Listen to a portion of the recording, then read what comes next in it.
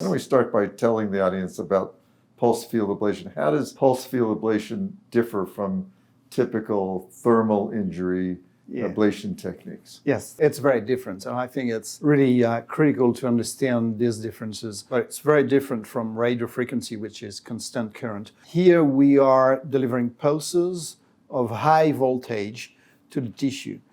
And so this is not producing any significant temperature increase, either at the level of the electrodes or at the tissue. And it is specific for an effect on myocardial tissue, or does it damage other tissue in the process? Yeah, it's a very interesting property of, there are probably multiple reasons for that. In the shape of the cells, for example, is one of them. And the fact that the cardiac cells are polarized plays also an important role here. But the thing is that they are extremely sensitive to this energy. Tell us about your clinical experience. What have you been doing with this pulse field ablation? So, what kind of tools you've been using? Basically, this is the tool. It's an over-the-wire.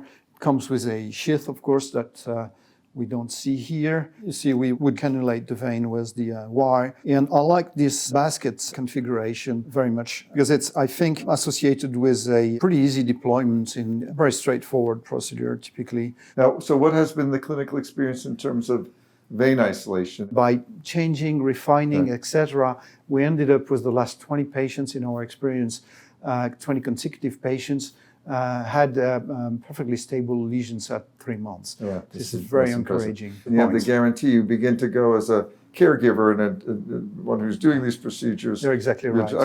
I don't want to think about it if I don't have to, right? I mean, even if it's almost zero, you've got to make it zero. Well, clearly, if you ask me if I'm having atrial fibrillation one day, I'm happy to come to you for an ablation, but please use electroporation for me. Yeah, I understand that.